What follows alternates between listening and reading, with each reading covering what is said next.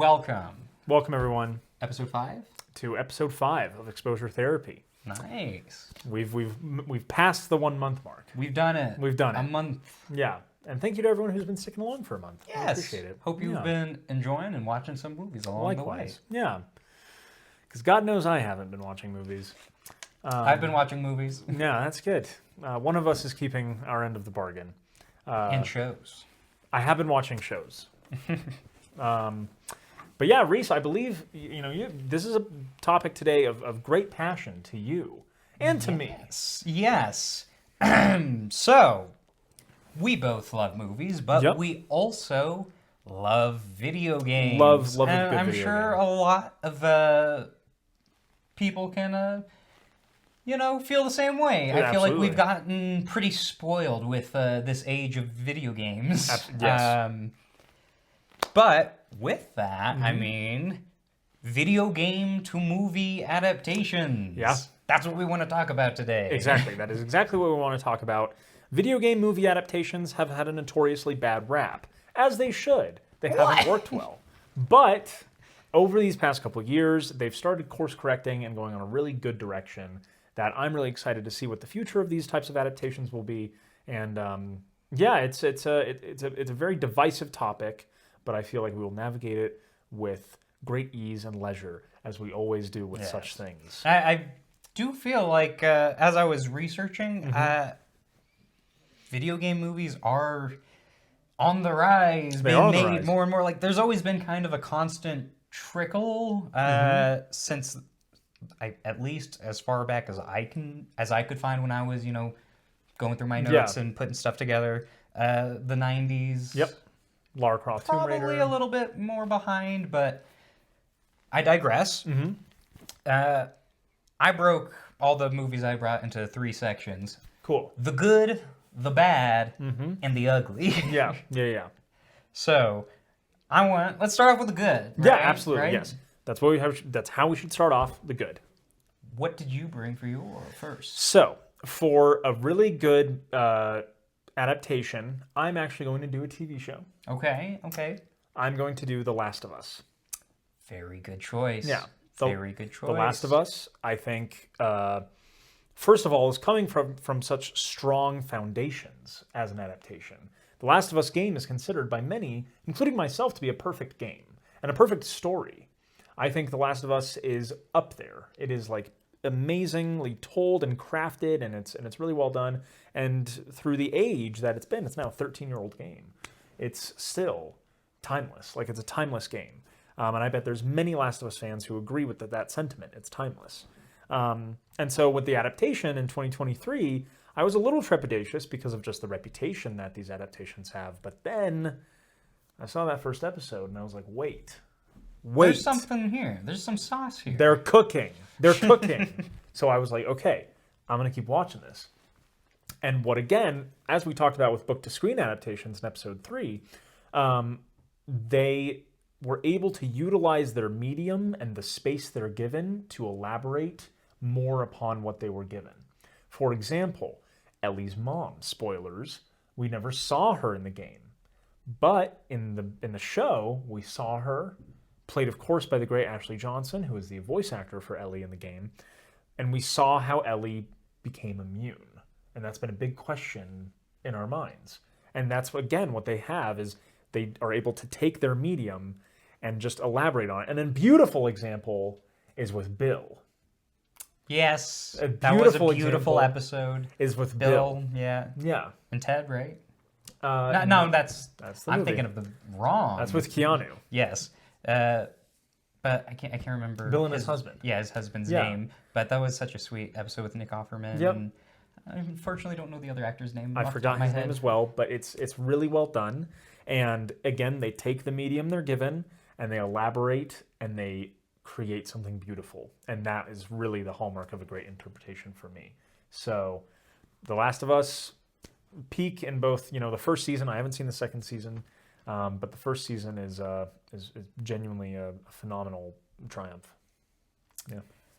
On that whole second season part, The Last of Us, agree. I love. and when I played The Last of Us Part 2 when it came out, that was emotionally exhausting. I think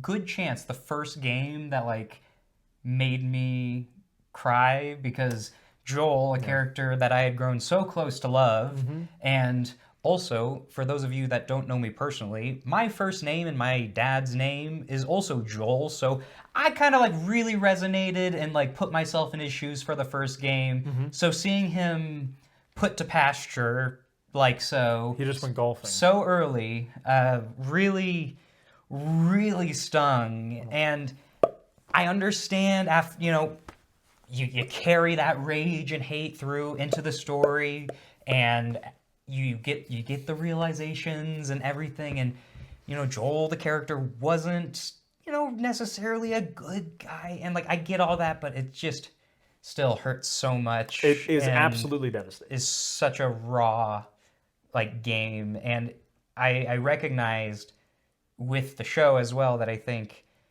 people that hadn't played the game and Oh yeah. they also felt very similarly Distraught. and were like, oh my god, no, I'm not going to watch this anymore, or I don't want to watch this, or I can't watch this just because it's like too hard now, too exhausting or something. So strong start. Yeah.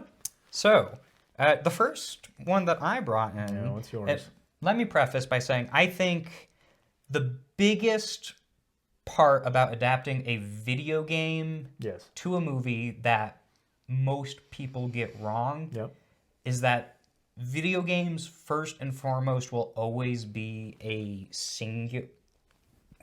Not always. It's hard to, but it's always directed towards the player. There's going to be a more or less a single person but before the screen. Even in most multiplayer games, it's one person per system, and we don't have it as much anymore with the whole screen share. That still exists. It's still very real, and LAN play and all that, but I think when games are made, they're trying to tell a story directly to a person it's a singular who is experiencing it, and it's also a shared experience, so the gamer, the person playing, is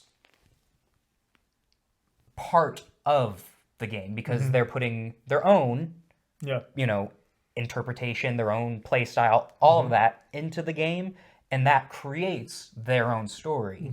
So every player can get different stories, even if it's a fairly linear, locked, like storyline game. And I've brought kind of examples from across all of these. Great. So the first one, I said I was excited about it. Iron Lung. Markiplier's Iron Lung came out. I went to see it in theaters. And here talking about it officially, I thought as a movie it was spectacular. Super entertaining to watch. Super great acting. Like, for it being all but like one single room, like in a 2-hour movie, it carries itself. And here's the pullback. I think Iron Lung itself as a game is very difficult to tell in a movie standpoint because it's such an atmospheric and, once again, player-based experience. You get most of, well, in the game, all of the information is basically just you reading it from your console, or, you know, you get it through the voice system, but it's still reading it. So it's a very kind of self-paced game, and it has an interesting semi-in-depth lore, and it's purposely semi-in-depth because I should have written this down. It's a contained world. The creator of the game, I should have written down his name. I can't remember right now off the top of my head, but the creator of the game. He purposely designed it to be loose enough interpretation with the game, so people could make their own stories and like interpretations of it, like Markiplier has now done so successfully, I believe. For sure. And even if the world or story that I think this movie has been based off of isn't the most exciting or interesting, I think it stands to show the creativity and the passion within the art, and that is what's being carried across the platform into film, and I appreciated that when seeing it. If that makes any sense. Am I just like sounding crazy? No, that makes sense. No, I think I'm following you along. Like it shows appreciation towards the art form, but you also uses uses the liberties that it's given to elevate it in a way. And kind of like you said before, it also expanded on what was in the game in a way that made sense and honored the game, while also still continuing on and making sense and being very cool, interesting. Also, if you're a fan of like cosmic horror at all, Iron Lung, check it out. Super fun. It should hopefully be streaming soon. Yeah, I hope. Nice. Iron Lung, great.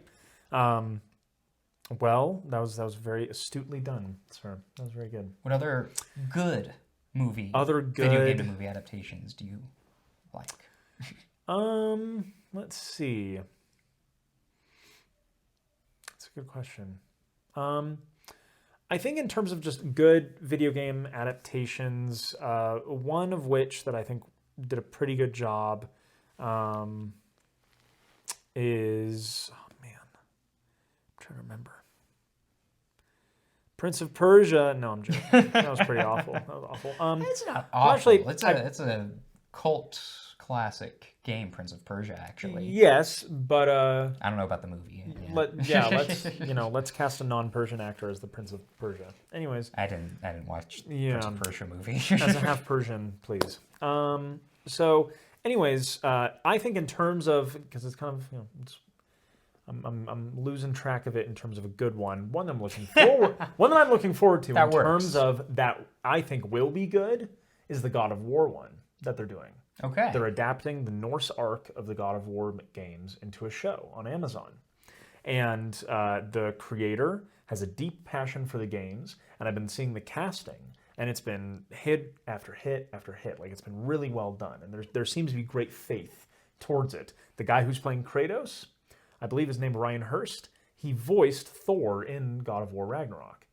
So he has this experience on the other side of things. Voiced Thor? Yeah, in God of War Ragnarok. In the second God of War. Yeah. I'm mixing. I see. I mixed the wrong Ragnarok in my head. Oh, okay. I heard Thor Ragnarok for some reason. God of War Ragnarok. Yeah. Yeah, maybe I said Thor Ragnarok, actually. We'll see Anyways, in post. We'll see in post. But God of War Ragnarok, Ryan Hurst does a great job in terms of, exploring Thor, but he has this experience with Kratos as a character. But on the other side of things, Christopher Judge is also, the voice of Kratos in these games, has, He's very, very... I'd like to say he has a pretty unique voice and oh, absolutely, yeah. Like his voice is for unique, Kratos is awesome, and his voice for Kratos is iconic. Like it's great. But he's shown his appreciation and endorsement of Ryan Hurst's casting and Mandy Patinkin as Odin and all these really great talented actors. I'm really excited to see what they have to offer. So that is one that I think will be good. If it's not, you can all laugh at me and kick me in the face. All right, but. So I feel like that'll be great. Looking forward to it. Yeah. What's your other good adaptation? If Iron Lung is kind of like a locked-in story, for sure, a game that is completely sandbox, the Minecraft movie. I actually do believe that the Minecraft movie is good. A cultural touchstone, some might say. I'm happy to, argue on its behalf or just talk, about why I think it's good. But I'm going to do that right now. So, as I was saying, Minecraft as a game, complete sandbox. at its core, and it is a, like you said, cultural touchstone. Yeah. Worldwide. Both the movie and the game, I think, are cultural touchstones. But the game itself did end up beating Tetris in sales, I believe. So it became, I would have to look up like which year exactly, and if it's still the number one game sold, maybe like Tetris is back. I don't know, because I just know at one point or another, Minecraft for a bit became the number one game in the world. Not surprised. So, huge game. Huge expectations. What are you going to do with this? And I think, surprisingly, they handled it kind of well. And because with a sandbox game, it's always kind of absurd when you're playing. I think too, my years in Gmod, what would you do in a sandbox game? You just find kind of like the most ridiculous stuff to do, or in Minecraft and Terraria, other building block sandbox games, you just kind of go around, collect stuff, build stuff, and you can make your own stories out of that. And I think the Minecraft movie talks about that a lot in a really interesting way. And once again, it's a kids movie, so when people are like, "Oh, it's too shallow," or "It's like on the nose," it's a kids movie. It's not supposed to be like digging a trench for meaning. Like, it's supposed to be enjoyable. Absolutely. And like you just kind of sit there and watch. It's also not made for adults. It's made for kids. So if kids are liking it, which they loved it, then it's succeeding. So I feel that way about like a lot of other like Disney films too. For sure. But we're not talking about that. Minecraft movie. Hilarious. I thought the acting was super sincere, super believable. Well, I mean, as ridiculous as it is, they're giving it their all, which makes it enjoyable and entertaining. So it makes it believable, even if it is literally unbelievable. They're being truthful under imaginary circumstances. Yes, that's the best acting. Jack Black, always amazing. He's always giving it his 110%, it seems, in any role. And then Jason Momoa is also just keeps proving himself to be a great actor and always given his hardest. I love Jason Momoa. I've been Jack Black. They're great. But I like to think that the Minecraft movie, Jared Hess, 2025, you did good. Yeah, I mean, it made tons of money. It made buttloads. So I actually haven't seen the Minecraft movie. I apologize.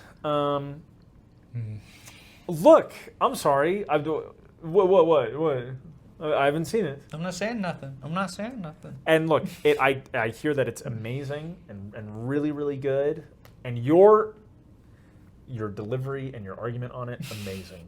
Thanks. But I would like to say that the Minecraft movie we could have had could have been way, way better. There have been concept art and illustrations and story pitches about an unmade Minecraft movie where they take it into animation and they use the same art style as Minecraft, maybe a little more fantastical and softer around it and a little more Pixar-y in a way, or hand-drawn, but it's in the Minecraft style. And it's done so well and done beautifully. And they talk about how it was this story, I think it was of these children who were then transported into the world of Minecraft, similar to the story in that one. But they take on a more whimsical and fantastical role. And I feel like that could have been something really special. Now, what we got is also special, but in a different way. I mean, yes, you could have had something kind of Narnia-ish, but I much prefer Jason Momoa and Jack Black 69ing while flying through a canyon. And that's the great thing about cinema. Everyone can have their own views. But no, I appreciate it, Reese. I think that's a really good view, and I think the Minecraft movie certainly has its merits. Yeah. All right. I have one other good one I wanted to talk about before we moved on to some bad ones. I don't have another good one. I was going to say The Witcher, but the show is more so based on the books than the games. Still a great adaptation, especially when Henry Cavill. Honorable mention. It's an honorable mention. I mean, it's definitely honorable mention. Yeah, Henry Cavill, when he was on as Geralt, was really good and just very passionate. It's not like, peak storytelling or great television, but it is something that is still shows passion and a love for the craft. Justice for Henry Cavill with The Witcher, by the way. So, anyways, that's just me. So, last really good one that I want to bring to the table. Yes. Isn't a movie. Okay. Much like Last of Us series, a show. And I think, if you think about my last two that I brought, Fallout is the perfect blend of a sandbox world, because it's an RPG, role-playing game, where you're placed in the world, and there is a deeply ingrained, rich story within that world around you, but it's completely up to you, the player, when playing, to make your story.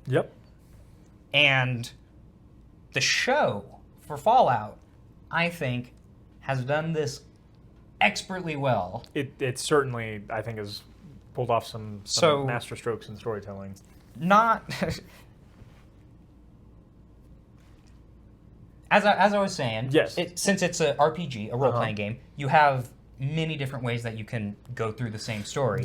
And the way that the show kind of represents this, and I like, is it gives you three main protagonists that really kind of embody like the three biggest archetypes when playing a Fallout game. So you have Maximus in the Brotherhood of Steel, who's also, I don't want to spoil a ton. I love Fallout as a series as well. So I've played all but Fallout 2 and 3 at this point. I need to play, I don't know if I'll play Fallout 2 since it's also top-down. It was kind of a pain to play the top-down for Fallout 1. But Fallout 3, I need to get to. I've just recently finished New Vegas, like, completely, and I'm now replaying it modded. I digress. Back to the show. So, you have Maximus, who's very good, and it's like, if you wanted to play the game as the best, as you could do at that given moment, and trying to be kind of like a hero role. Then you have Lucy from the Vault, which is very familiar, fish out of water. All but one of the games starts with you as a vault dweller. Okie dokie. New Vegas. Okie dokie, exactly. Okie dokie. So you get hers, and her story has its own parallels to the games, while also being different enough. And then the last one that, if you've seen the show, I think this is probably your favorite character. The Ghoul. The good old Cooper Howard Ghoul. The Gog. Yep, the Gog. Walton Goggins. His character has rich history, but basically he's the archetype when you're playing of, I'm going through, I have my own ideals. Like, I have no problem cutting down 6 men in a market in a gunfight, but I'm going to pay for my tomatoes and look badass while doing it. Hell yeah. He's the perfect chaos playthrough embodiment of just going through, and he's also a very good embodiment of a veteran player in Fallout. And they kind of touch on this in Season 1 and a little bit in Season 2. But with Lucy and the Ghoul, they're very much like, oh no, we're the same person, just given some time. That's like a line that the Ghoul says to her. And without spoiling, she goes on to either prove him right or wrong. But that really is what it is, because you start the game, any game, as a vault player or as a vault dweller, you're trying to be really nice, helping everyone, and then by the end of the game, the wasteland has completely changed you. You're wearing completely different clothes, because if your original vault suit hasn't just been destroyed, you've upgraded to better armor, better weapons, better everything. You've transformed to dominate the wasteland, and that's the in-game veteran player, the Ghoul. Additionally, within the show, they have so many little details and nods that you will only ever know or understand if you're a player of the game full. and get it. One of my favorite quick ones in season 1 is Dogmeat, the dog companion in the show, the spirit of the wasteland. He runs into one of the vaults before the ghoul and Lucy can get in. And once they do go into the vault for the plot, Dogmeat is nowhere to be seen until they leave again. And some people were like, whoa, what the hell was that? Like, where did the dog go? And in like forums, people are talking about it. And if you've played the game, you know that Dogmeat glitches and can't load into vaults. And especially in Fallout 4, they made it so where the very start, or the first starting vault, Dogmeat is not allowed to go into it anymore. They patched it after the release because if you brought Dogmeat in, you could cheese one of his abilities and be like, hey, go find me a weapon. And he would grab a cryo gun that was locked behind a lockpick at a high level. Yeah.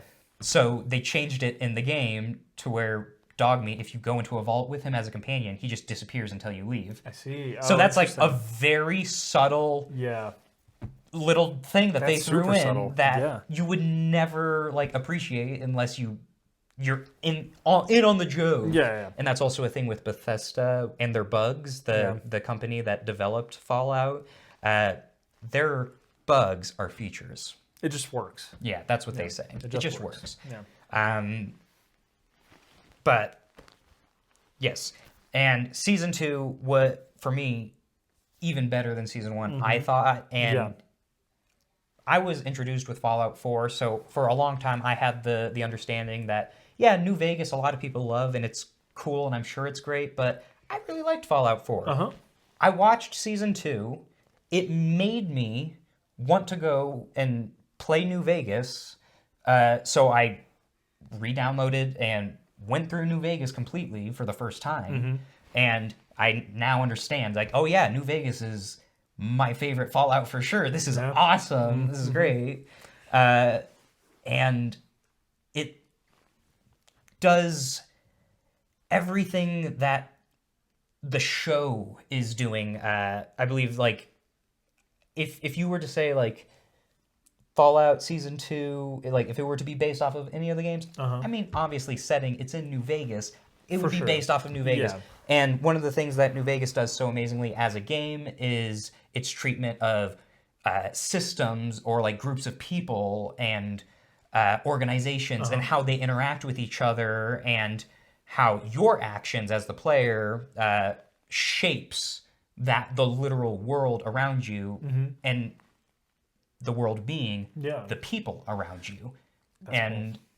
That's one of the things I love so much about Fallout is because it's both so like, yes, people together help, but then at the same time it's like every man for himself. Grim, every man for himself, and terribly dark, and it blends those very fun, and it hides it in plain sight a lot, and the show hides it in plain sight a lot.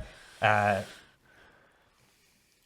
feel like I could talk about Fallout just in general all day. So I will choose to cut myself off here. Oops. But Graham Wagner, Geneva Robertson, Dworet, I'm sorry if I got that wrong.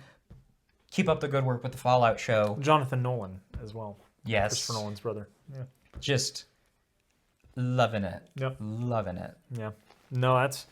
Fallout it looks amazing, and I've seen so much from it and everything, and it just seems so chock full of details and also a love letter to the fans. So that's really cool. Also, another one, Arcane. Completely forgot about Arcane. Beautiful, amazing adaptation. Really not so much a film, but definitely a TV show. Certainly a work of art. Certainly a work of art. Certainly. But that's another honorable mention. Very, very good. Totally forgot, but that's great. So are we now onto the bad side of these adaptations? Yes. Okay. The bads. Yeah, there's a lot. There's a lot of them. The first one I brought in, and I'm going to preface by saying I'm putting it up at my first one because it's like so bad it's good in a way. Okay. And I don't like fully believe. And I guess I'll preface for all of my bads. Okay. Most of my bads are almost there to being good. I see. Or like they just did some like just Yeah, basically that's it. Like, they're close. Mine's kind of like they're that working too. there. Yeah. So, Mortal Kombat, both in 1995 by Paul W.S. Anderson, as well as Simon McCoy's 2021.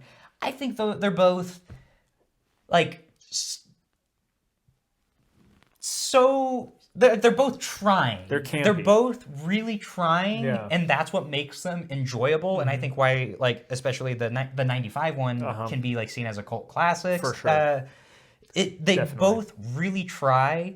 And I do think the newer 2021 one was semi more successful. But both of them, I feel, just kind of I don't know if it's that they're lacking anything specific, or if they fall flat in some aspect, or if it's harking back on the beginning of, it's hard to translate a fighting game into a really interesting story that everyone agrees on when everyone that's playing is just playing a fighting game. Yeah, there's so, like, Mortal Kombat is such an amazing and rabid fan base. Like, you can't nail it. Yeah, it's so expansive, and it's just like within itself, with its own ridiculous themes. I've heard Mortal Kombat described as your dad's toy box making them fight. Oh yeah, 100%. I think like Mortal Kombat X was the best interpretation of that, because you have like Jason there and the Xenomorph. Yeah. Xenomorph. Yep. Terminator. It's a great Mortal Kombat game. Yeah, so I think I like the Mortal Kombat movies. I think that they're really trying, but they're kind of bad. Yeah. But I enjoy them. Yeah. Mine is also in that vein of like, it's almost good. And yeah, I think Mortal Kombat is just so specific. And the other thing is transitioning. Assassin's Creed is also another franchise that's like that. Yeah. Assassin's Creed is storied and has been around for almost 20 years. That's crazy. Yeah, next year is going to be 20 years since I didn't even realize that it was making it to 20s. Yeah. And so Assassin's Creed has this appeal where it is this fantasy of being, if this was a video game podcast, I could do a whole episode about Assassin's Creed. But it's been so appealing because you're transported into a different time and you're able to live among the world that was. As a badass assassin. A badass assassin with hidden blades, or a mercenary, or a Viking, or a shinobi, or a samurai, or whatever. You can, that's the new ones. They've kind of grown away from that to fit, a major audience. But the first Assassin's Creed games had this amazing love and adoration for this, like, cool futuristic sci-fi story, but also decoding the mystery through the past. And that's amazing, and that's what made it so cool. And I still play Assassin's Creed to this day. There's just a love that I have for it. And the old ones always have a great replayability. But the Assassin's Creed movie with Michael Fassbender in 2016. Yes, Michael Fassbender. I love Michael Fassbender. Michael Fassbender's great. He is not an assassin. He is not Assassin's Creed. But he's no Ezio. He's no Ezio. And he's an original character. And that's where I think the movie went wrong. It did an original character? Yeah. It did... This is Aguilar. one that I have not watched. Yeah. I've played a few. I have not watched the Assassin's Creed. So the original character was Aguilar during the Spanish Inquisition in Spain, during that time where the Spanish were going out and about and killing a bunch of natives in all these different countries. But there was a massive, still, like, bustling area of exports and imports. Michael Fassbender plays an assassin, but he also, of course, plays the modern day, where he plays the ancestor of that assassin. And he's abducted by Abstergo, who are the Templars, and all this stuff. And it's a typical Assassin's Creed story. But I think Abstergo exists in Colorado. There's some company off of I-25 they are. I've seen that. Yeah, I've seen that logo. It's not Abstergo, of course, but it's some. It's Did you look it up? I think it's like Meridian or something like that. That sounds pretty close to Abstergo. Pretty close. But anyways, I know what you mean. That sounds kind of villainous to me. Yeah. But no. So the adaptation just kind of falls into the trappings that I think the Assassin's Creed games have, where everything becomes samey, it becomes repetitive, but we like it in the video game because, we get to go back to the past and we get to go back into this massive world. It's a video game. It's a movie. You aren't going into a massive world. You're in a plot structure. You're in an ABC plot structure. So of course it's not going to work. So what you need to do is build out among it, and they didn't do that. They just kind of were very singular, and it grew stale, and you were wasting the massive, amazing acting talents of Jeremy Irons and Michael Fassbender, all that stuff. Great special effects, like the movie, with the budget it had, did a great job, and the parkour was really fun, and the combat and the fighting style was great, and it had some sauce. Like visually, it's a cool looking movie, but I don't know, it doesn't hit. And I remember watching it when I was 13, and I was like, yeah, this is fine, but it's not Assassin's Creed. Give me the game. Like, we were just waiting for the game. Because it was like the first time Assassin's Creed took a break, and we were just waiting for the game. So, I do hear they're making a TV show. They're adapting it from the Ezio games, which is what they should do. Oh, the Ezio games, I view, those 3 games are the most complete and that can work the most in a film. That and Assassin's Creed 3, actually, could be really good in a film.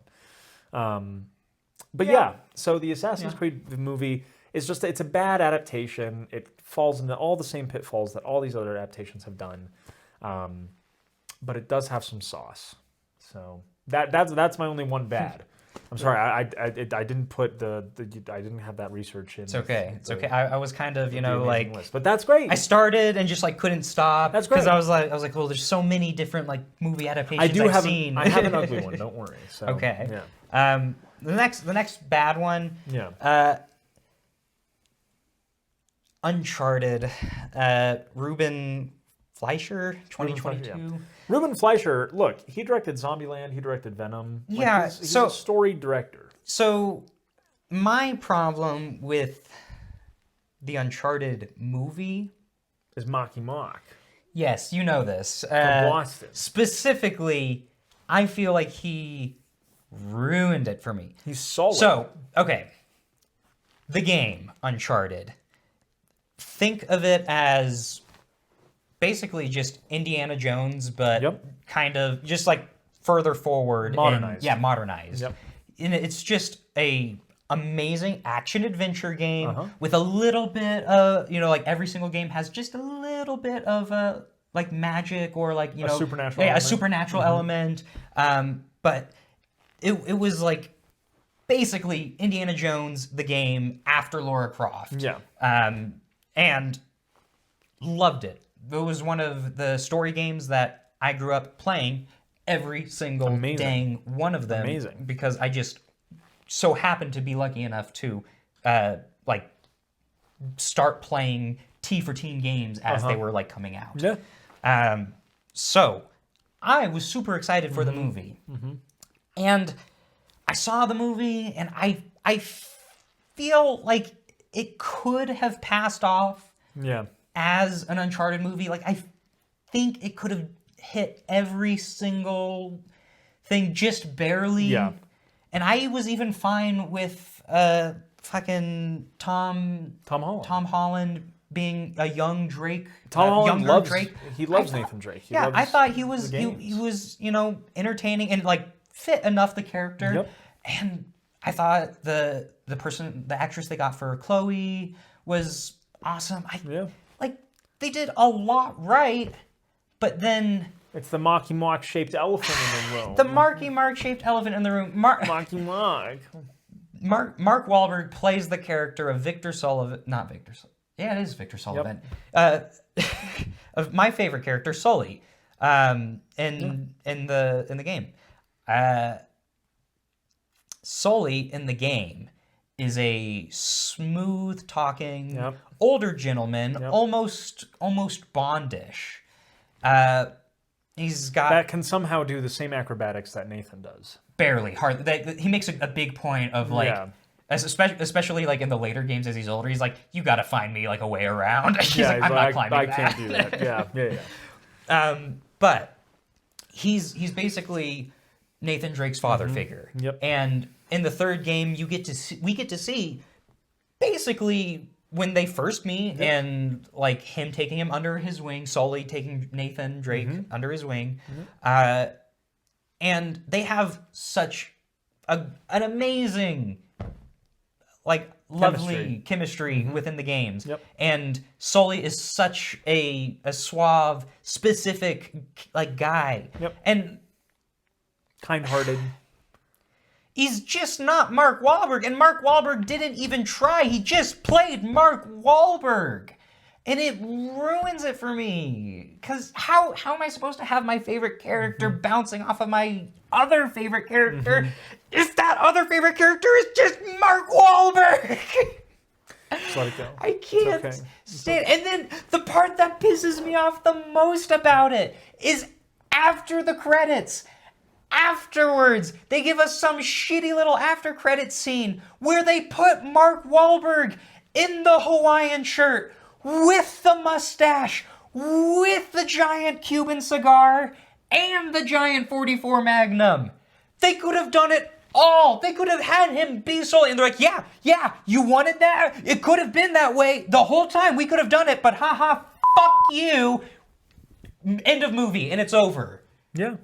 And I just couldn't stand it. I couldn't support it with Mark Wahlberg in it. Hey, man, it's okay. What are you talking about? It's all right. You know? I just get so worked up with Mark Wahlberg. No, I know. You guys said with Mock. I mean, he just, I've said my grievances about the Uncharted film. I didn't watch it because I knew it was going to be bad. Mark Wahlberg is freaking Sully. I knew it was like Mark Wahlberg is box office poison. I'm sorry, but he is. I gave him a chance and he ruined Uncharted. It's okay. It's all right. Yeah. So, but at least, hey, we have that short film with Nathan Fillion as Nathan Drake.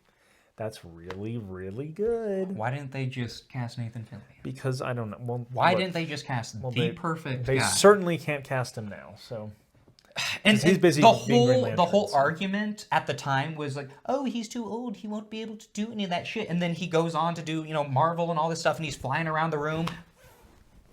Well, here's the thing. He could have done it. He could have done it. He had doubles. That's the thing. He had doubles, and he could have had doubles for this. He could have done it. Yes, he could have. He could have. It's okay. All right. 2008, young Nathan Fillion, fresh off a castle. Let's imagine that. That would have been amazing. Fresh off a castle? But it didn't work. All right. What's your next bad one? Next bad one is one that's once again better. So bad it's kind of good. Or no, it's just bad. Okay. Doom on Andrzej Bartkowiak, 2005. We're gonna have a montage of him trying to pronounce these names. That's one where like. Isn't it with Matt LeBlanc? I don't recall if Matt LeBlanc was there, but I know The Rock was in it. Yeah, the Rock was in it, and then Carl Urban was in it. And the movie as itself is like the plot, totally lost the plot. Dog water. But there's like one big sequence in the 2005 Doom that captures the game perfectly. Great. And you're like, that's what we've been waiting for. And towards the end, you get a first person you're Carl Urban, and you get to see the guns come up, and you're running around the ship. That's nice. Basically, that's cool. Dooming it up. So they got that part, and I just wanted to talk about Doom a little bit there. So. Yeah. No, I think Doom is a little specific, I think, in terms of an adaptation. You kind of have to do like there was the movie Dirty Harry, the remake, where it was all in first person, and that's the only way that you could do a Doom movie. And then like cast. Oh no, not Dirty Harry. It was Hardcore Henry. Hardcore Henry. Because I was like Dirty Harry. That's Eastwood. Clint Eastwood. But yeah, Hardcore Henry. That's the only way you could do it is with a first person kind of thing. And I think that's the misunderstanding again appearing, because Doom has like a surprisingly rich lore, but most people that play Doom aren't playing it for that necessarily. Kill the demons. They're playing it for the fast-paced action, ripping apart demons with heavy metal music, which is awesome. And it's just that doesn't translate into a movie, really. No. I think this is just a spitball idea. Maybe it's actually bad, but hear me out. A Doom like animated series or movie that's the show Primal. Oh yeah. There's almost like no dialogue in that. So that'd be sick. Kind of just like crazy action, but it's like beautifully, done art. That'd be sick. I think that might be a really good adaptation, maybe. Hire us, please. Please. But it's time to move into the uglies, which I mean, side. Which might be hard when I just got that, heated over Uncharted. Yeah, wow. But these uglies are indeed ugly, at least for me. Yeah. Do you want to start the ugly? Yeah, I'll start with my ugly, and it's just ugly, just so expectantly. It's the Halo show that they did. Yeah, and that's just ugly, man. Like, it's just Halo, for whatever reason, has been shit on for the past almost decade, where the games suck, the adaptations suck, and apparently everyone at Microsoft just wants it to not go well. When it was your baby, when it was your child and your moneymaker. Yeah. And so now you're just gonna let it go. So that's if DC they said, drove it into the ground and now what? That's if DC said, oh wait, Batman's really not important anymore. No, he is. So that's the Halo show made many missteps. For example, having Master Chief take his helmet off for the majority of the show. Season 2, I think he doesn't even have it on for the most part. And again, why? It's a complete just. You might not think it important. For someone who's not played Halo, you might not think it important. You might think it's, that's the only way you could get expression from the character. But the Halo games, especially 1 through 3, mastered the way to carry the emotion throughout anything but just a voice and just action. And that's the great thing. It should be great towards cinema, because what's the one thing that cinema teaches us? Show, don't tell. And that's the exact thing that would have been great. It's cinema's best thing, is you have the Master Chief, you have him in the helmet, and you have him do his stuff. Cortana is the person that really is that emotional foil who has those facial features. But no, let's create a sexual tension B story to have them go with each other. So let's do that. Let's make them an E-couple instead of, I don't know, making Master Chief a good character. So there's just many expectant, ugly things that show did that you are surprised, but then also well, of course they did. So screw the Halo show, screw Paramount, and bring Stephen Colbert onto any other streaming platform to have his late night show be on. So that's that. All right. Yeah, no, I agree. Yeah. The Halo show was huge disappointment. It's short and sweet, short and ugly. Like a little goblin. Like a little kobold. A little freaking kobold, yeah. All right. Okay. I'll try to keep this first one snappy. Okay. First ugly I brought was Until Dawn. Oh, yeah. Geez. So, the game... I forgot it was even adapted. Yeah, I know, right? The movie... Sorry. The game, Until Dawn... With Rami Malek, by the way. Yeah, with Rami Malek. Rami Malek. Very enjoyable. Great. Huge game that so good. That kind of rocketed the video game genre of choices and playing through a horror movie. Now we have premier actors too. Yeah, and now we have the whole Man of Medan's not Man of Medan, the whole Dark Pictures anthology series, which includes Man of Medan, Little Hope, House of Ashes, and The Devil Within. Devil Inside Me? Either way. Yes. All great, really interesting, fun games. And you would think that they would adapt really well into a movie. Nope. Now, I understand it being a choices game. There's multiple ways to go about the story. And you can get multiple endings. But there's a pretty strong plot. But there's going to be a very strong through plot no matter which way you do one of these games. Yep. And what the movie for Until Dawn did wasn't even... It wasn't even that. It had nothing to do with the actual game Until Dawn. Preach to the choir. Yeah. So, watching the whole movie Until Dawn, I think there's some things that I can say about it that are nice. I think there's some entertaining parts, there's some fun effects, but it has nothing to do with Until Dawn. That's the only thing. You have taken a name from something and just slapped it onto your own project. I would call the movie Until Dawn a love letter to 2 horror movies and like horror tropes and all of that. And I would say it succeeded in doing that. But by simply just naming yourself Until Dawn and saying, like, that's what the game is, that's not what the game is. No. There's so much more to that game. Yep. So I think Until Dawn, the movie, absolute just nutter, just absolute gross, not worth watching. It is terrible because it doesn't honor the game. For sure. It's not the game. It doesn't. It's its own thing, and it stole a name. It doesn't take the liberty it was given to. It doesn't take the creative liberties that the movie was going to give them. Well, actually, it certainly takes creative liberties, but it doesn't really. It takes all the creative liberties. They see the opportunity they're given, and they kind of just. Yeah, but no, it didn't have any of the same characters as the games. Yeah. We had like a matching mask. That was like the closest thing we had to one of the games. Yes. Or to the game. Yeah. Everything else was complete utter BS spun up by who wrote this shit? David F. Sandberg?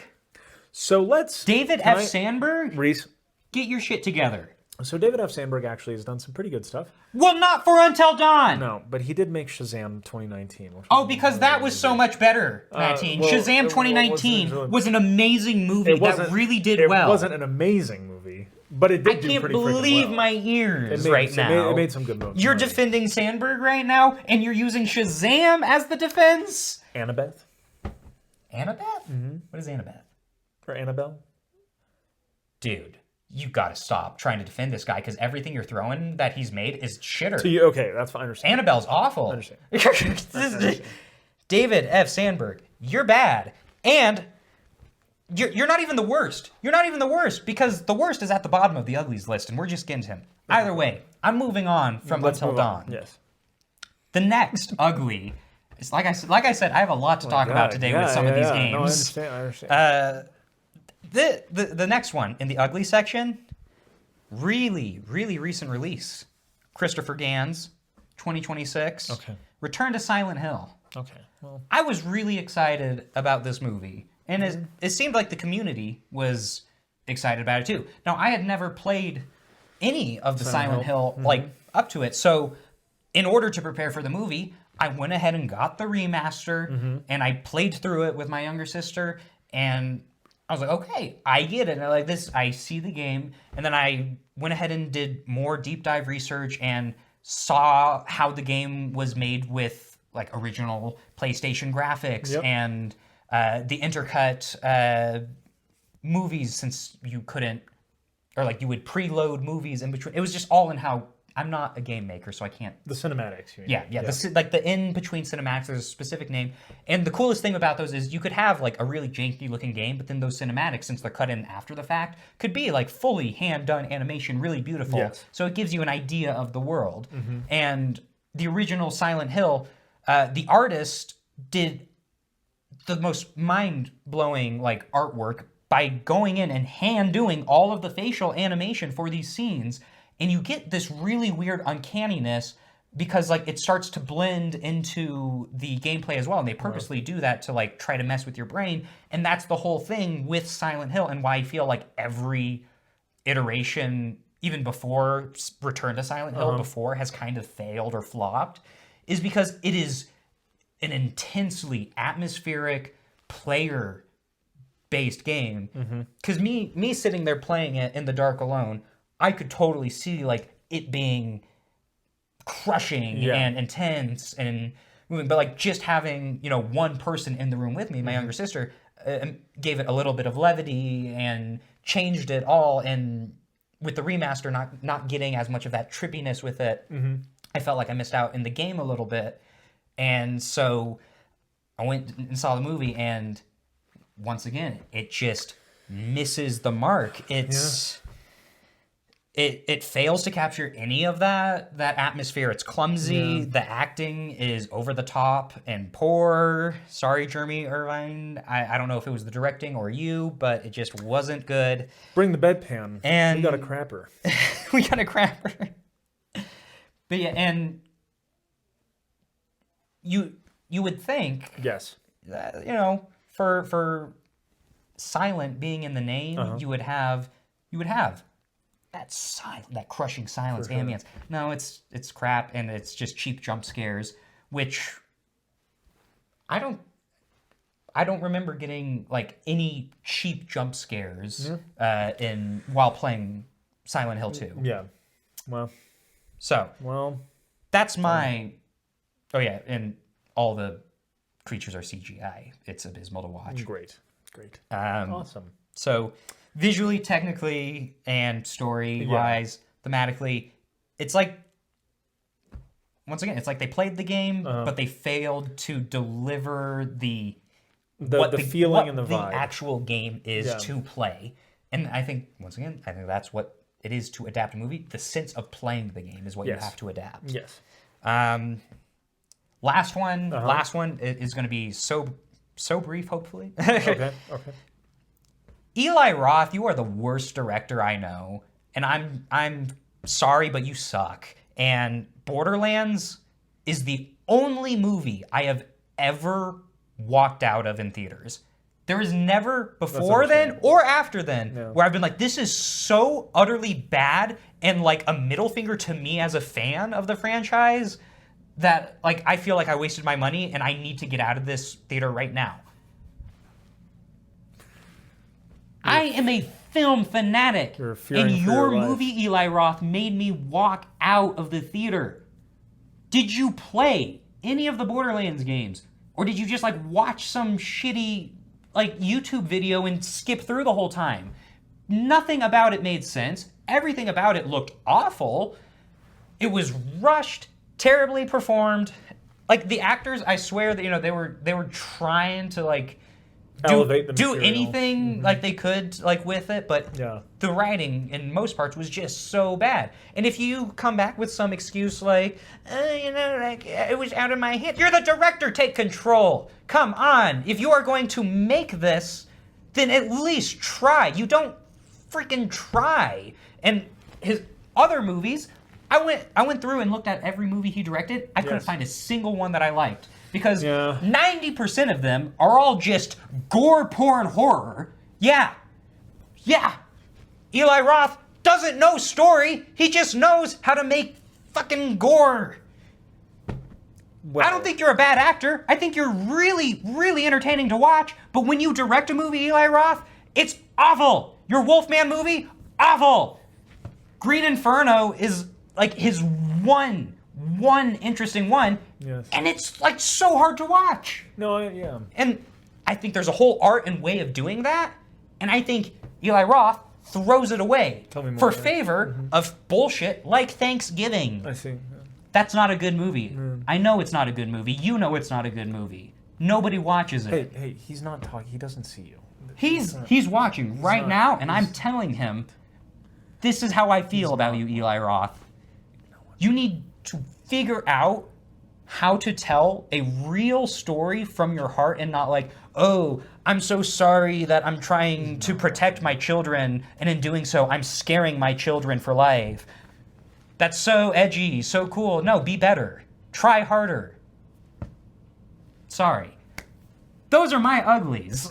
You are a regular guy. You are a regular guy. You can do this. You can walk into a room. If we have any fans who want to take that monologue and put that music behind it, that'd be great.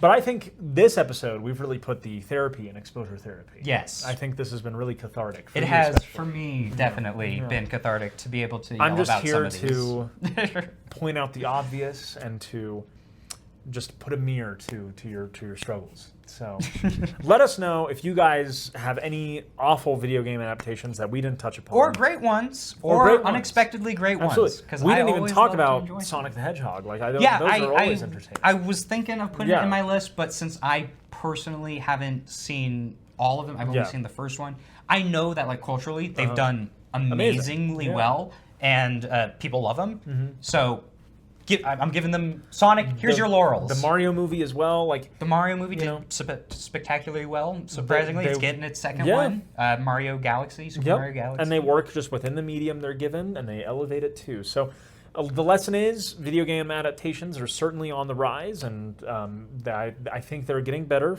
I think they're happening for the better, hopefully. So they're starting to figure it out. They're starting to figure it out, thankfully. So yeah, but very interesting stuff that we touched upon, and we will see you guys next week. But yeah, thanks for watching. Thanks for watching, guys. See ya.